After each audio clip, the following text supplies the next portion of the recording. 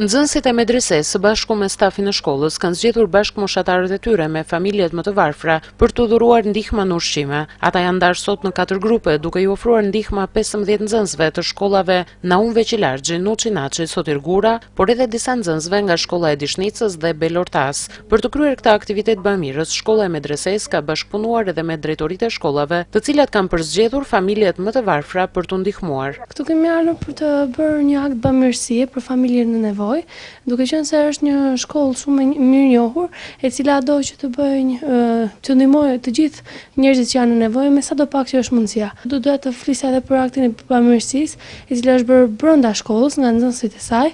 Janë mbledhur rreth 20 pako, të cilat do të shpërndahen për nxënësit të cilët janë në nevojë, duke bashkëpunuar edhe me shkollat dhe duke ditur se cilët nxënës janë në nevojë në kushte të këqija. Ne kemi qenë në 2 prej familjeve në qytetin e Korçës, të cilët jetojnë në kushte të vështira ekonomike, me të ardhura të cilat, si shprehen edhe vetë familjarët, nuk u dalin as për të bler ilaçet. E megjithatë, ata i kanë falenderuar përzemërsisht nxënësit e shkollës së medreses për ndihmësën e dhënë. Këtë ndihmë që ju vjen sot nga nxënësit e medreses, si e vlerësoni?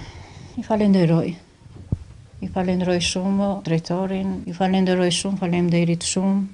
Jemi të kënaqur. Në drejtoria e shkollës Naum Veqilargji, Enkeleda Cenolli, ndërsa ka falenderuar stafin e shkollës së medreses për ndihmat e dhëna, i ka bërë apel shtetit që të ndërhyjë për të stabilizuar gjendjen ekonomike të këtyre familjeve, në mënyrë që fëmijët të kenë mundësi të shkojnë në shkollë dhe të arsimohen, pasi ajo tregon se janë të shumta rastet kur fëmijët mungojnë për shkak të varfërisë dhe mungesës së ushqimit. Po shohim që varfëria është ulur këmbë kryq. Është një varfëri e tejskajshme për këta nxënës. Kemi bërë të gjitha përpjekjet edhe ne si shkollë me nxënësit, me mundësitë tona që t'i ndihmojmë këto familje. Por sot e falenderoj me gjithë zemër shkollën e medreses, drejtorin, i cili ofroi një ndihmë edhe pse modeste, por që flet shumë për humanizmin e këtyre drejtuesve, për humanizmin e këtyre nxënësve që kontribuan për t'ju qëndruar sa më afër në drejtim të ekonomisë këtyre fëmijëve që vërtet është, po them, ja siç e shikoni edhe vetë, në kufi të ekstremitetit ekonomik. Bëj apel që këta fëmijë të ndihmohen jo vetëm nga institucionet shkollore, por të ndihmohen edhe nga shteti.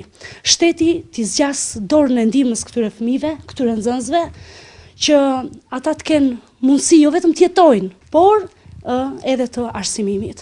Që të arsimojnë këta fëmijë, që t'jenë të mirë arsimuar, duhet që edhe kushti ekonomik t'i plotësohet, edhe sikur i vogël, por aman të kenë për të ngrënë. Kjo nuk është hera e parë që shkolla e medreses i vjen në ndihmë familjeve në nevojë, pasi prej vitesh jo vetëm në raste festash, por edhe në raste të vështirësive të ndryshme, stafi i shkollës së medreses ju është gjendur pranë të varfërve me ndihmë ushqimore.